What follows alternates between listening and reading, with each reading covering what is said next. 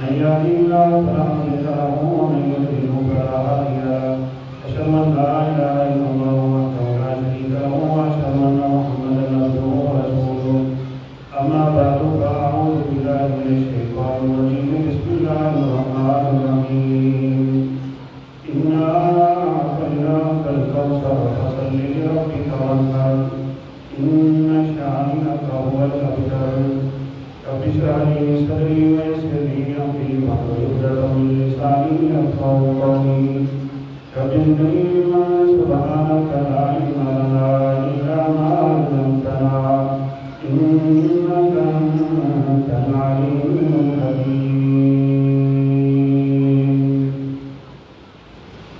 حدیثوں کی عمد و سلام کی جاری کرائی اللہ نے یہ ہے لاکھوں کروڑوں درود و سلام تاجدار نبوت خاتم الانبیاء والرسل جناب محمد رسول اللہ صلی اللہ علیہ وسلم کی خاطر عزت. عید الاضحیٰ کا آج مبارک دن ہے. ابھی بھی الحمدللہ ہم عید کی نماز پڑھ کے فارغ ہوئے ہیں. اللہ تعالیٰ سے دعا ہے اللہ حکم الحاکمین اس کو اپنی بارگاہ میں قبول فرما لیں. ہم نے اتنی تکبیریں کیوں پڑھی ہیں اور عید کے اتنے بڑے اجتماع میں ہر رکعت سے پہلے جو 7 اور 5 مرتبہ ہم اللہ اکبر اللہ اکبر اللہ اکبر کہتے ہیں اور پھر ان دنوں میں بھی تکبیرات کا دورہ چلتا رہتا ہے، اس کے پیچھے ایک حکمت ہے اور وہ حکمت یہ ہے کہ میرے اور آپ کے دماغ میں یہ بات بیٹھ جانی چاہیے کہ سب سے بڑا کون ہے؟ اللہ سب سے بڑا ہے. ہم اپنے ہاتھوں کو اٹھا کے بھی اس بات کا اقرار کرتے ہیں، جیسے مجرم اپنے ہاتھوں کو اٹھا کے اپنے جرم کا اعتراف کر لیتا ہے کہ یا اللہ تو سب سے بڑا ہے. اللہ کے بڑے ہونے کا مطلب یہ ہے کہ جہاں میرے رب کا حکم آ جائے وہاں سر جھکا دو، جہاں میرے پیغمبر کی بات آ جائے وہاں سر جھکا دیں. آج قربانی کا دن ہے، آپ 1 لاکھ 2 لاکھ کی گائے کریں گے قبول ہے. آپ 4 لاکھ کا ایسا جانور کریں جو اللہ کے نبی نے نہیں کیا وہ قبول نہیں ہے. کوئی شخص بازار سے جا کے ہرن خرید کے لے آئے اور اس کی قربانی کرے گا قبول نہیں ہوگی. کیوں نہیں ہوگی؟ کیونکہ 2 چیزیں ہیں جو انسان کی کامیابی کا راز اور ذریعہ ہے. ایک اللہ کا فرمان اور دوسرا میرے پیغمبر کا فرمان صلی اللہ علیہ وسلم. کسی بھی عمل کی قبولیت کی 3 شرطیں ہوتی ہیں، ان تینوں کو آپ اچھی طرح یاد کریں. سب سے پہلے یہ ہوتا ہے کہ وہ عمل خالصتاً اللہ کی رضا کے لیے کیا جائے، اللہ کے لیے ہو، کوئی دکھلاوا کوئی شہرت. اس لیے ہم بڑی عاجزانہ اپیل کیا کرتے ہیں کہ یہ اپنے جانوروں کی تصویریں لے کے فیس بک پہ نہ چڑھایا کریں. یہ تو عمل یہیں پہ برباد ہو کے رہ گیا. یہ ریاکاری کا جو شبہ اور شائبہ امت میں ہے، اللہ کے نبی صلی اللہ علیہ وسلم نے بڑا عرصہ پہلے اس سے اپنی امت کو ڈرایا ہے اور آپ نے فرمایا انی اخاف، مجھے سب سے زیادہ جو ڈر ہے، اخوف ما اخاف علی امتی الشرک الریا الشرک الاصغر، سب سے زیادہ مجھے ڈر یہ ہے کہ لوگ ریاکاریاں کریں، نمود و نمائش ہوگی، دکھلاوے آ جائیں گے لوگوں کے اعمال میں. اللہ کو راضی کرنے کے لیے کریں آپ جو کچھ کرنا چاہتے ہیں. محبت کریں اللہ کے لیے، نفرت کریں اللہ کے لیے، تعلق رکھیں اللہ کے لیے، تعلق توڑیں اللہ کے لیے، آپ دیں تو اللہ کے لیے، آپ روکیں تو اللہ کے لیے، آپ جائیں تو اللہ کے لیے، آپ رک جائیں تو اللہ کے لیے. یہ اصل توحید ہوتی ہے کہ میری زندگی کے تمام تر معاملات اپنے رب کے حکم کے تابع ہو جائیں بس. دوسری چیز یہ ہے کہ رسول اللہ صلی اللہ علیہ وسلم کی سنت کے مطابق ہونے چاہیے. آج اگر کوئی شخص جانور کو لٹا کے پوری سورہ یاسین پڑھ کے اس کے گردن پہ چھری چلا دے اور بسم اللہ اللہ اکبر نہیں پڑھے گا، جانور حرام ہو جائے گا. حالانکہ اس نے تو قرآن پڑھا ہے. سورہ یاسین کیا وہ پورا قرآن پڑھ دے، اس کی قربانی رائے گا اور ضائع چلی جائے گی. کیونکہ میرے نبی کی سنت یہ ہے کہ آپ نے جانور کی گردن پہ پاؤں رکھا تھا اور بسم اللہ اللہ اکبر پڑھ کے میرے پیغمبر نے اپنے ہاتھوں سے اپنے جانوروں کو ذبح کیا. لہذا جو اس طریقے اور سنت پہ جانور قربان کرے گا اس کی قربانی قبول ہو جائے. تو تیسری چیز یہ ہوتی ہے سب سے پہلے نمبر پہ وہ کام اللہ کی رضا کے لیے کیا جائے بس۔ دوسری شرط یہ ہے کہ وہ نبی کریم صلی اللہ علیہ وسلم کی سنت کے عین مطابق ہونا چاہیے۔ دعا کریں اللہ ہمیں پوری زندگی اپنے پیغمبر کی سنتوں پہ گزارنے کی توفیق دے دے۔ بہت بڑا اجتماع ہے، ہم ایسے موقعوں پہ یہ بات ضرور کیا کرتے ہیں۔ سنت کا مطلب یہ ہے کہ اپنے نبی کے طریقوں کو اپنا لو۔ میرے نبی کا چہرہ کیسا تھا، میرے نبی کی نماز کیسی تھی، میرے نبی کی قربانی کیسے تھی، میرے نبی کے شب و روز کیسے تھے، میرے نبی کا رات کو سونا کیسا تھا، میرے نبی کا رات کو اٹھنا کیسا تھا، میرے نبی کی تہجد کیسے تھی، نوافل کیسے تھے، معاملات کیسے تھے، اخلاق کیسا تھا، بیویوں سے تعلق کیا تھا، بچوں سے پیار کیسے تھا۔ آپ کی سیرت کا مطالعہ کرو، میں رب کعبہ کی قسم اٹھا کے کہتا ہوں میری اور آپ کی زندگی تبدیل ہو جائے گی۔ آپ تو جانوروں سے پیار کرتے تھے، آپ نے تو ہمیں وہ دروس دیے ہیں۔ آپ صلی اللہ علیہ وسلم نے فرمایا جانور کے سامنے چھری تیز نہ کرو۔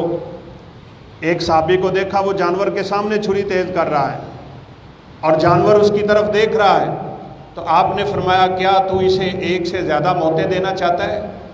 ایک تو وہ تیری چھری دیکھ کے ہی بیچارہ موت مر رہا ہے اور دوسرا پھر اس کی گردن پہ چھری چلائے گا۔ جانور کے سامنے جانور کو ذبح نہیں کرنا چاہیے۔ آپ صلی اللہ علیہ وسلم نے فرمایا ان اللہ کتب الاحسان علی کل شیء۔ اسلام کی یہ خوبصورتی دیکھیے کہ اللہ نے ہر چیز کے ساتھ اچھا تعلق کرنے کا تمہیں حکم دے رکھا ہے، اس لیے آپ نے فرمایا جانور کو ذبح کرو تو اچھی طرح ذبح کرو۔ خامد اپنی بیوی سے اچھا تعلق قائم کرے، بیوی اپنے خامد کے ساتھ اچھی زندگی گزارے، رشتہ داروں سے اچھے تعلق قائم کرو، اپنے دوست احباب سے اچھے تعلق رکھو، اپنے نمازیوں کے ساتھ اچھے تعلق رکھو، اپنے اماموں کے ساتھ اچھے تعلق رکھو، اپنے معاملات بالکل صاف اور کلیئر کر لو۔ حقوق العباد میں کبھی بھی کمی کر کے اللہ کے سامنے نہ چلے جانا۔ یہ نمازوں کی کمی اللہ معاف کر دیں گے، یہ روزوں کی کمی اللہ معاف کر دیں گے، یہ حج کی کمی اللہ معاف کر دیں گے، یہ صدقات و خیرات کے اعمال کی کمیاں اور قطائیاں اللہ معاف کر دے گا۔ لیکن یہ بات یاد رکھنا اگر کسی شخص کا اس دنیا میں 1 روپیہ بھی دینا ہوگا اللہ اس بندے کو قیامت کے دن معاف نہیں کریں گے۔ اپنے معاملات کو بالکل صاف کریں۔ یہ قربانی کا درس جو ہے نا، یہ قربانی کے دروس اور مقاصد اور آداب جو ہیں یہ ہمیں یہ سب کچھ سکھلاتے ہیں۔ قیامت کے دن اللہ اس بکری کو سینگ دے دے گا جس کے دنیا میں سینگ نہیں تھے اور اس کو اس بکری نے سینگ مارا تھا جس کو سینگ ملے ہوئے تھے، اس کے سینگوں کو توڑ دیا جائے گا اور اس کو سینگ دے کے اللہ اس کو کہیں گے اپنا بدلہ لے لے۔ حالانکہ قیامت کے دن جانوروں کا حساب نہیں ہونا۔ بعض مفسرین نے لکھا ہے کہ ان جانوروں کو اللہ حکم دے گا یہ سارے کے سارے مٹی بن جائیں گے، تو ان کو مٹی میں بنتا ہوا دیکھ کے کافر کہے گا یا لیتنی کنت ترابا، ہائے کاش میں بھی مٹی ہوتا، آج میرا بھی حساب نہ ہوتا۔ لیکن اس کو اللہ کھڑا کر رہا ہے۔ ایک کنترا مقام ہے، بخاری شریف میں روایت کا اشارہ ہے، یہ وہ پل ہے جس پل پہ اللہ ہر اس بندے کو روکے گا جس نے دنیا میں کسی کا حساب دینا ہوگا۔ اپنے نیک اعمال کی بدولت یہ پل صراط بھی گزر گیا، جنت کی ہوا بھی آ رہی ہے، جنت کی خوشبو بھی آ رہی ہے، جنت کا نظارہ بھی کر رہا ہے، جنت کو دیکھ بھی رہا ہے، داخلہ بھی عین ممکن ہے، لیکن اللہ اس کو یہاں روک لیں گے۔ آ جاؤ اس مقام پہ، جنہوں نے کسی کا کچھ نہیں دینا وہ تو بائی پاس جنت کا رستہ اختیار کر لیں، اور جنہوں نے دینا ہے آؤ اس کنترا پل پہ کھڑے ہو جاؤ۔ جب تک تم ایک دوسرے کے معاملات کلیئر نہیں کرتے اس وقت تک تم جنت میں داخل نہیں ہو سکتے۔ کسی کو زبان سے تکلیف دی ہے، آج عید کا دن ہے، اس سے معذرت کرو۔ کسی سے تعلق توڑا ہوا ہے، میں نے کل خطبے میں بھی یہ حدیث مبارکہ آپ کے سامنے پیش کی تھی، صحیح مسلم کی روایت ہے اور صحیحین کی روایات میں شک و شبہ بھی کوئی نہیں۔ آپ صلی اللہ علیہ وسلم نے فرمایا 3 دن سے زیادہ اگر کسی نے کسی سے تعلق توڑا ہوا ہے دنیاوی نقطہ نظر سے، ایک ہے میری کسی سے ناراضگی اس لیے ہے کہ وہ اللہ کا نافرمان ہے، وہ بدعتی ہے، وہ مشرک ہے، وہ کافر ہے، وہ اللہ اور اللہ کے دین کا استہزاء اور مذاق کرنے والا ہے، یہ ایک الگ بات ہے۔ دنیاوی نقطہ نظر ہے، کوئی پیسہ ہے، کوئی مال ہے، کوئی لین دین ہے، کوئی تجارت کے مسائل ہیں، رشتہ لینا تھا دینا تھا نہیں ہوا، تعلق توڑ دیا، ایسے ٹوٹے ہوئے تعلقات اگر 3 دن سے زیادہ گزر جائے عرصہ، اللہ کے نبی نے فرمایا یہ بندہ ادھر فوت ہوتا ہے اور سیدھا ہی فرشتے اٹھا کے اسے جہنم میں پھینک دیتے ہیں۔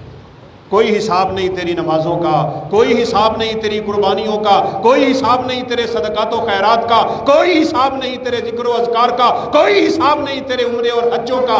سب کچھ رہے گا اور برباد ہو کے رہ جائے گا کہ تو نے اللہ کی نافرمانی کرتے ہوئے مخلوق سے 3 دن سے زیادہ تعلق بھی توڑ دیا تھا۔ اگر میں اور آپ چاہتے ہیں اللہ معاف کر دے تو پھر ہم لوگوں کو معاف کرنا سیکھیں، پھر رشتہ داروں کو معاف کرنا سیکھیں، پھر جو ہمارے اوپر ظلم کرتا ہے اس کو معاف کرنا سیکھیں، جو ہمارے ساتھ زیادتی کرتا ہے اس کو معاف کرنا سیکھیں۔ آپ نے سنا پڑھا سیرت ابراہیم میں یہ باتیں گزرتی رہیں۔ ابراہیم علیہ السلام کا باپ ہے، مشرک ہے، کافر ہے، بتوں کا پجاری بھی ہے، بتوں کا فروشی بھی ہے، بت فروشی بھی کرتا ہے، بت پوجتا بھی ہے، زمانے میں بت پھیلاتا بھی ہے، شرک کو پھیلانے کا ذریعہ بھی ہے۔ جس نینوا اور بابل بستی میں ابراہیم نے آنکھیں کھولی تھی 15,000 سے زائد بتوں کی عبادت ہو رہی تھی، لیکن ابراہیم علیہ السلام نے انتہائی پیار اور محبت سے اپنے باپ کو عقیدہ توحید سمجھانے کی پوری کوشش کی۔ ان کی سیرت اور صورت سے ہمیں سبق حاصل کرنا ہے بھائی۔ اللہ کے لیے ابراہیم علیہ السلام نے کیا کیا؟ اپنے والدین کو چھوڑا، گھر بار چھوڑا، اپنا علاقہ چھوڑا، وہاں سے ہجرت کی۔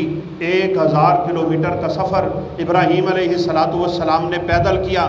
پوری زندگی ابراہیم لوگوں کو دین کی دعوت دیتے پھرے، کوئی بندہ ایمان نہیں لایا اور کوئی بندی ابراہیم علیہ السلام پہ ایمان نہیں لائی۔ میرا کام اور آپ کا کام ہے دعوت دینا۔ ہدایت میرے رب کے ہاتھ میں ہے، وہ نہ چاہے کوئی نہیں دے سکتا۔ یہ جو کہتے ہیں نا جس کو چاہا در پہ بلا لیا اور جسے چاہا اپنا بنا لیا، ان بیچاروں کو کیا پتا۔ اللہ کے نبی اپنے چچا کے پاس ہیں، موت کا وقت ہے، ادھر ابو جہل بدبخت ہے، ابو سفیان بھی بیٹھا ہے، ادھر میرے نبی بیٹھے ہیں۔ فرمایا یا قل لا الہ الا اللہ، اب میرے چچا ایک دفعہ زبان سے کلمہ پڑھ دو، میں قیامت کے دن رب کے سامنے تیری سفارش کر دوں گا۔ ادھر وہ بدبخت کہہ رہے ہیں، ابو طالب، ابو لہب، ابو جہل، سارے نحوستوں سے بھرے ہوئے لوگ، کہا کیا تو اپنے دادا کا دین چھوڑ کے مرے گا؟ اچھا بڑی معذرت سے ہم نے تو یہ بھی پڑھا، ہم نے تو یہ بھی سنا کہ نگاہ مرد مومن سے بدل جاتی ہیں تقدیریں۔ بھائی نگاہوں سے تقدیریں نہیں بدلتی۔ یہ جو ہمارے نظریے غلط بنے ہوئے ہیں نا کہ بس پیر کے ہاتھ پہ ہاتھ رکھا تو بیڑا پار ہو گیا، جس کو میرے پیر نے دیکھ لیا، نظریں ملا لی، بس اس کا بیڑا پار ہو گیا۔ بیڑا انسان کا پار ہوگا عقیدہ توحید سے، بیڑا پار ہوگا نبی کی بات ماننے سے، بیڑا پار ہوگا سجدے کرنے سے، بیڑا پار ہوگا زکوٰۃ دینے سے، بیڑا پار ہوگا حج کرنے سے، بیڑا پار ہوگا صدقات کرنے سے، بیڑا پار ہوگا قربانیاں کرنے سے، بیڑا پار ہوگا اپنے رب کو رو رو کے منا لینے سے، وگرنہ کسی کے ذریعے قیامت کے دن بیڑا پار کوئی نہیں ہوگا۔ سیدھی بات ہے۔ اب آپ کہہ رہے ہیں چاچا کلمہ پڑھ، ابو جہل بدبخت کہتا ہے کہ تو اپنا دین چھوڑ کے مرے گا، اپنے دادا اور پردادا کا دین۔ آج یہی بیماریاں اس امت میں بھی موجود ہیں۔ ہمارے خاندان میں یہ ہے، ہمارے رشتہ داروں میں یہ ہے، ہمارے کنبے قبیلے میں یہ ہے، میرا بابا یہ کرتا تھا، میرا دادا یہ کرتا تھا، یہ تو ہم کب سے دیکھ رہے ہیں، یہ تو ہم کب سے سن رہے ہیں، یہ نئے نئے مسئلے کہاں سے کھڑے ہو گئے۔ بھائی اللہ اور اللہ کے رسول کی بات پہنچ جائے تو سیرت ابراہیم کا اور سیرت انبیاء کا خلاصہ یہ ہے کہ اللہ کے حکم کے سامنے فوراً سر جھکا دو۔ بس نہیں پڑھا کلمہ اس نے، اور آخری جو کلمہ اس کی زبان سے نکلا تھا اس نے کہا انا علی ملت عبد المطلب، میں تو عبد المطلب کے دین پہ مر رہا ہوں۔ اللہ کے نبی کی آنکھوں سے آنسو آ گئے کہ چچا میرا کلمہ نہ پڑھ سکا۔ یہاں کہتے ہیں جسے چاہا در پہ بلا لیا، جسے چاہا اپنا بنا لیا۔ نبی صلی اللہ علیہ وسلم نے فرمایا قیامت کے دن سب سے ہلکا عذاب میرے چچا کو ہوگا، جس نے ساری زندگی میرے ساتھ تعاون کیا، وہ میرا دفاع کرتا رہا۔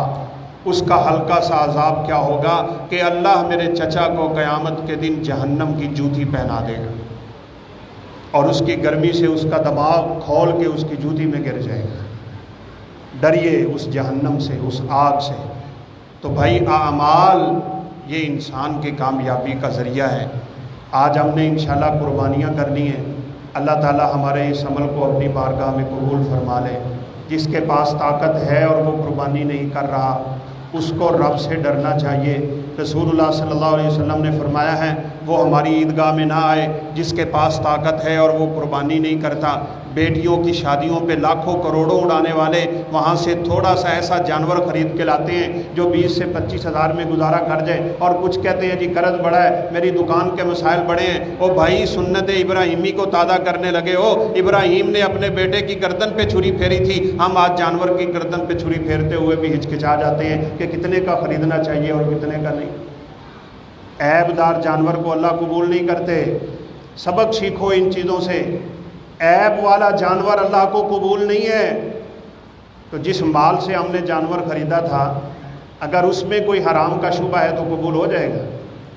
اگر میرے اعمال میں عیب ہے تو قبول ہو جائیں گے، اگر میرے چہرے پہ عیب ہے تو قبول ہو جائے گا۔ میں یہ چہرہ قیامت کے دن اپنے نبی کو دکھا لوں گا، میں یہ چہرہ اپنے رب کے سامنے لے آؤں گا، میں اپنے اعمال لے کے رب کے سامنے کھڑا ہو جاؤں گا۔ کیا میرے اعمال اتنے ہیں اور ایسے ہیں کہ اللہ کے سامنے میں کھڑا ہوں تو مجھے شرم نہ آئے؟ اس لیے اپنے اعمال کو بھی پاک کرنے کی ضرورت ہے، اپنے اخلاق کو بھی پاک کرنے کی ضرورت ہے، اپنی عبادات کو بھی پاک کرنے کی ضرورت ہے، اپنے مالوں کو بھی پاک کرنے کی ضرورت ہے، اپنی اولادوں کو پاک کرنے کی ضرورت ہے، اپنے گھروں کو پاک کرنے کی ضرورت ہے۔ قد افلح من تزکا وذکر اسم ربہ فصلی۔ شاید اسی لیے میرے نبی یہ سورہ اعلیٰ تلاوت کرتے تھے عید کی نماز میں کہ سب یہ پیغام سن لیں، کامیاب صرف وہ آدمی ہے جس نے اپنا دل بھی پاک کیا، اپنے آپ کو بھی پاک کیا، اور وہ رب کے سامنے نمازیں پڑھتا پڑھتا چلا گیا۔ یہاں کہتے ہیں نماز دل کی، پردے دل کے۔ بہرحال بھائی، آج ہم نے سنت ابراہیمی کو تازہ کرنا ہے۔ جب آپ جانور کی گردن پہ چھری پھیریں گے نا، اس وقت ذرا اوپر کھڑے ہو کے تھوڑا سا نظارہ کر لیجئے گا، جانور تڑپتا کیسے ہے، جانور بولتا کیسے ہے، جانور کی رینگیں کیسے نکلتی ہیں، اس کے خون کے فوارے کیسے چلتے ہیں، وہ کیسے تڑپ تڑپ کے اپنے رب کے پاس جاتا ہے۔ یہ جوان جانور ہے، عین جوانی کی عمر کو ہے، اسی لیے بوڑھے جانور کی قربانی اللہ قبول نہیں کرتے، عیبدار جانور کی قربانی اللہ قبول نہیں کرتے۔ اس جانور کے پاس کھڑے ہو کے ذرا اپنی موت کو تھوڑی دیر کے لیے یاد کر لیجئے۔ پھر اس قربانی سے اللہ تعالیٰ نے ہمیں یہ سبق بھی دیا ہے کہ ہم اپنے اندر یہ عزم مصمم پیدا کریں، پختہ عہد پیدا کریں کہ یا اللہ، آج میں تیرے حکم پہ جانور قربان کر رہا ہوں، اس عہد کے ساتھ، اس عزم کے ساتھ اور اس کی ارادے کے ساتھ کہ تیرے دین کے لیے مجھے جو کچھ قربان کرنا پڑا میں قربان کرنے کے لیے تیار ہوں، اپنی جان کیوں نہ ہو، اپنی اولاد کی جان کیوں نہ ہو۔ بہرحال وقت کافی ہو گیا، چونکہ میں نے آگے بھی جانا ہے۔ اس قربانی سے سبق سیکھیے، رشتہ داروں کو گوشت دینا ہے، فقیروں کو دینا ہے، غریبوں کو دینا ہے، دوسروں کو کھلانا ہے، خود بھی کھلانا ہے۔ یہ اظہار اور جذبہ پیدا کرنا، یہ بھی قربانی کا ایک بہت بڑا مقصد ہے۔ سنت رسول صلی اللہ علیہ وسلم کو تازہ کرنا، یہ بھی بہت بڑا مقصد ہے۔ ابراہیم علیہ السلام کی سنت کو جو اللہ نے ہمیشہ کے لیے تازہ کیا تھا، یہ بھی بہت بڑا مقصد ہے۔ ایک آخری بات یہ ہے کہ قربانی کے اندر بہت بڑا درس یہ ہے، میری مائیں بہنیں بیٹیاں سن رہی ہیں، ابراہیم علیہ السلام نے جب اپنی زوجہ محترمہ سیدہ ہاجرہ کو کہا تھا یہ دودھ پیتا بچہ ہے، اس کو لے کے ہم نے جانا ہے، وہاں مکہ میں چھوڑنا ہے، جس کو آج مکہ شہر کہا جاتا ہے، وہ بے آب و گیا وادی تھی۔ اللہ کے حکم پہ شیر خوار بچے کو، اس عورت کو ایسی وادی میں چھوڑا جہاں پانی نہیں ہے، وہاں کھانا نہیں ہے، وہاں دانا نہیں ہے، کسی کا آنا اور جانا نہیں ہے، زندگی باقی رہنے کی کوئی صورت نہیں تھی، لیکن اللہ کے حکم پہ اس عورت نے بھی مان لیا، ابراہیم علیہ السلام نے بھی اپنے بچے کو وہاں جا کے چھوڑ دیا۔ یہی بچہ جب جوان ہوا تھا تو اللہ کے حکم پہ اس کی گردن پہ چھری پھیری تھی۔ ہمیں بھی یہ قربانیاں دینے سے پہلے سبق یاد کرنا ہے، ہم اپنی اولادوں کو دین کے لیے وقف کر لیں۔ اللہ اکبر۔ ابراہیم علیہ السلام نے وہاں جا کے چھوڑا تھا نا، تو اللہ تعالیٰ نے آپ کو اشارہ دیا ہوا تھا، دور کھڑے ہو کے اپنی اولاد کو دیکھ کے کہا تھا یا اللہ، میں اپنی اولاد کو اس لیے یہاں چھوڑ کے جا رہا ہوں، مجھے پتا ہے تو نے بتایا ہے کل کو تیرا گھر یہاں پہ تعمیر ہوگا، میری اولاد یہاں رہے گی تو نمازی بن جائے گی۔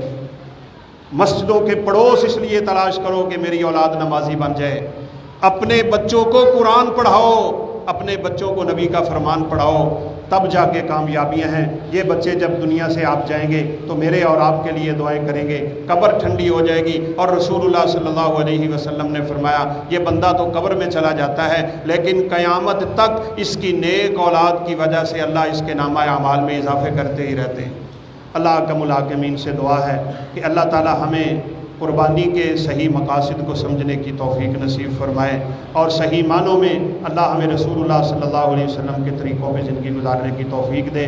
آپ صلی اللہ علیہ وسلم قربانی والے دن اور عید الفطر والے دن خصوصی ترغیب دیا کرتے تھے عورتوں کو بھی اور مردوں کو بھی کہ صدقہ کرو اور صدقے کے ذریعے اپنے آپ کو جہنم سے آزاد کروا لو۔ میں بھائیوں سے گزارش بھی کروں گا کہ دعا سے پہلے ذرا جلدی سے آپ کے سامنے آئیں۔ یہ رسول اللہ صلی اللہ علیہ وسلم کی سنت ہے، جب آپ نے اپنی صحابیات مطہرات کو یہ حکم دیا تھا تو فرماتی ہیں ام عطیہ رضی اللہ تعالیٰ عنہ کہ عورتوں نے اپنے زیور پھینکے تھے، اپنی بالیاں اتار دی تھیں اور کنگن تک اتار کے اللہ کے نبی کی اور بلال رضی اللہ تعالیٰ عنہ کی جھولی میں ڈال دیے تھے، کیونکہ آپ نے فرمایا جہنم سے بچو چاہے تمہیں یہ اپنے زیور ہی صدقہ کر کے کیوں نہ بچنا پڑے۔ لہذا صدقہ و خیرات اس دن کا خصوصی عمل ہے۔ اللہ تعالیٰ سے دعا ہے کہ اللہ تعالیٰ ہمیں صحیح معنوں میں وہ جذبے اپنے اندر پیدا کرنے کی توفیق دے کہ جن جذبوں کی خاطر ہم جانور کی گردن پہ چھری پھیرتے ہیں، ہمیں وہ قربانیاں اللہ سیکھنے کی توفیق دے جو قربانی اللہ چاہتے ہیں، وقت کی قربانی ہو، مال کی قربانی ہو، اولاد کی قربانی ہو، اپنی جان کی قربانی ہو، اور سب سے بڑی کل بھی اشارہ کیا اپنی خواہش کی قربانی ہے۔ بھائی اپنی خواہش کو قربان کرنا سیکھ لو، انشاءاللہ اللہ تعالیٰ راضی ہو جائیں گے۔ وَأَمَّا مَنْ خَافَ مَقَامَ رَبِّهِ وَنَهَى النَّفْسَ عَنِ الْهَوَىٰ فَإِنَّ الْجَنَّةَ هِيَ الْمَأْوَىٰ۔ اللہ فرماتے ہیں جس نے اپنی خواہش کو قربان کرنا سیکھ لیا میں نے جنت اس کا ٹھکانہ بنا دیا ہے۔ اللہ تعالیٰ ہمیں اپنی خواہشات کو بھی قربان کرنے کی توفیق نصیب فرما دے۔ اس کی ہم چھوٹی چھوٹی مثالیں دیا کرتے ہیں۔ فجر کی اذان ہو رہی ہے، آپ کا دل کرتا ہے میں سویا رہوں، اپنی اس خواہش کو قربان کرنا سیکھو۔ آپ کے پاس مال ہے، آپ کو اس کی ضرورت بھی ہے، ادھر کوئی فقیر آیا ہے، آپ کا دل نہیں کرتا کہ میں اس کو دوں، آپ کی خواہش ہے کہ میں اپنے استعمال میں کر لوں، اپنی خواہش کو قربان کرنا سیکھو۔ یہ جو ہم اپنے چہرے سے سنت ہٹا لیتے ہیں یہ بھی صرف اپنے دل کو راضی کرنے کی بات ہے اور کچھ بھی نہیں ہے۔ جب دل کرے کہ میں نائی کے سامنے جا کے اپنی داڑھی مڑوا دوں، وہاں اپنی اس خواہش کو قربان کر دو۔ یہ جانور کے گلے پہ چھری پھیرنا بڑا آسان ہے، لیکن اپنے آپ پہ، اپنی انا پہ، اپنی میں پہ اور اپنی خواہش پہ چھری پھیرنا بہت مشکل ہے۔ اللہ ہمیں اس پہ بھی چھری چلانے کی توفیق نصیب فرمائے اور خواہشات کو اپنی رضا کے لیے قربان کرنے کی توفیق دے۔ وآخر دعوانا الحمدللہ رب العالمین۔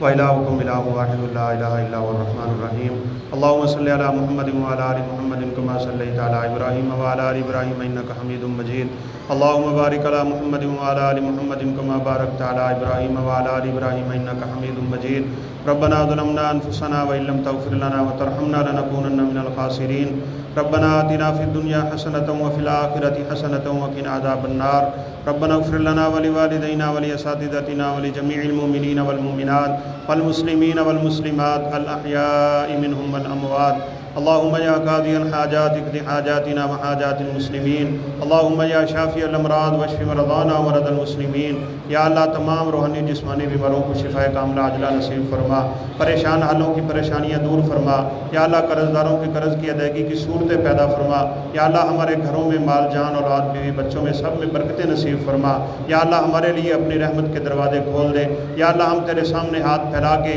اس اجتماع میں اس لیے شریک ہیں کہ تو ہمارے گناہوں سے صرف نظر کر لے اور ہمارا جنت کا داخلہ مسلمہ کر دے، یا اللہ ہم سب کو معاف فرما دے، اللہ ہم سب کو جنت الفردوس کا داخلہ نصیب فرما دے، ہمارے مائی باپ دوست احباب رشتہ دار والدین اساتذہ گرامی جو اس دنیا سے چلے گئے اللہ اپنی خاص رحمت سے سب کو معاف فرما، یا اللہ ان کی قبروں کو ٹھنڈا فرما دے، قبروں کو جنت کے باغ بنا دے، جنت کی ہوائیں فضائیں نصیب فرما، یا اللہ جنت کے لباس نصیب فرما، جنت کے اعلیٰ ترین مقام نصیب فرما، یا اللہ آج قربانیاں جو ہم کریں گے اپنی بارگاہ میں قبول فرما لے، یا اللہ ہمیں سنت رسول کا متبع بننے کی توفیق نصیب فرما، یا اللہ سنت رسول پہ پوری زندگی چلنے کی توفیق نصیب فرما، یا اللہ ایمان اسلام احسان کی محبت ہمارے دلوں میں پیدا فرما دے، یا اللہ ہم اس دنیا سے جائیں تو تیری رضا ہو، یا اللہ ہمیں سعادت کی زندگی شہادت کی موت نصیب فرما، یا اللہ اپنے پیغمبر کے دست شفقت سے حوض کوثر کا پانی نصیب فرما، یا اللہ جنت الفردوس میں اپنے نبی کا ساتھ نصیب فرما، یا اللہ نیک لوگوں اور نیکی سے محبت کرنے کی توفیق نصیب فرما،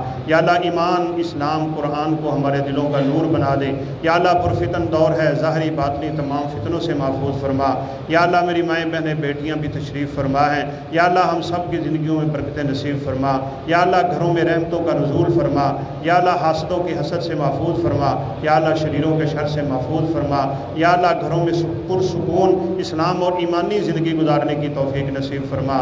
یا اللہ مسلمانان عالم کے حالات پہ رحم فرما۔ یا اللہ کشمیری بھائی پریشان ہیں، یا اللہ ان کی پریشانیاں دور فرما، ان کے شہیدوں کی شہادتوں کو قبول فرما، ان کے زخمیوں کو شفاء کاملہ عاجلہ نصیب فرما، ان کے قیدیوں کو رہائیاں نصیب فرما۔ یا اللہ ان کی اس پریشانی کو ہمیشہ کے لیے دور فرما دے۔ یا اللہ اسلام اور ایمان کی نصرت اور مدد کرنے کی توفیق نصیب فرما۔ یا اللہ اسلام کا بول بالا فرما دے، اسلام اور مسلمانوں کو عزت نصیب فرما۔ یا اللہ فتح سے ہمکنار فرما۔ یا اللہ ان دشمنوں کو نیست و نابود فرما۔ ہماری مساجد، ہمارے مدارس، یہ دین کے قلعے، یہ دین کی عمارتیں، یا اللہ یہ جہادی لشکر، یہ جہاد کی دعوتیں، یا اللہ تیرے اسلام کی سربلندی کی کوششیں اور کاوشیں جو ان میں رکاوٹیں پیدا فرماتا ہے، یا اللہ اس کو تباہ و برباد فرما۔ یا اللہ ان کو ان کے اسلحہ سے ہلاک فرما دے۔ یا اللہ یہود و نصارہ کی سازشوں کو نیست و نابود فرما دے۔ یا اللہ تیرے سامنے بزرگ تشریف فرما ہے، تو چٹی داڑیوں کی بڑی حیا کرتا ہے، یا اللہ ہماری ان سفید داڑیوں کی حیا میں ہم سب کو معاف فرما۔ یا اللہ یہ اٹھے ہوئے ہاتھ تو خالی لوٹائے تو شرم محسوس کرتا ہے، یا اللہ ایسے بچے بھی ہیں جن سے کبھی گناہ نہیں ہوا، ہم بڑے گنہگار ہیں، ہم خطا کار ہیں، ہم سیاہ کار ہیں، یا اللہ ہماری نہیں اپنی رحمت کو دیکھ کے فیصلے فرما دے۔ یا اللہ ان بچوں کے اٹھے ہوئے ہاتھوں کی دعاؤں کو قبول فرما۔ یا اللہ آج ہمیں اس پورے مجمع کو اس جہنم سے آزادی نصیب فرما کے جنت کا داخلہ نصیب فرما دے۔ آج کا دن بڑا افضل دن ہے، یا اللہ اس کی افضلیت کا تقاضا ہے کہ تو ہم سب کو معاف فرما، ہمارے گناہوں سے درگزر فرما، ہماری نیکیوں کو قبول فرما، ہمارے ان جذبوں کو قبول فرما، سنت ابراہیمی کا پیروکار بنا، اپنے نبی کی سنت پہ چلنے کی توفیق نصیب فرما۔ یا اللہ ہمیں 5 وقت نماز واجبات مسجد میں پڑھنے کی توفیق نصیب فرما۔ یا اللہ ہمارے ان ٹوٹے پھوٹے اعمال کو اپنی بارگاہ میں قبول فرما لے۔ اللہم ربنا تقبل منا انکا انت السمیع العلیم وتب علینا انکا انت التواب الرحیم وصلی اللہ تعالی علی خیر خلقہ محمد وعلی آلہ واصحابہ اجمعین برحمتک یا ارحم الراحمین۔ تقبل اللہ منا ومنکم صالح الاعمال۔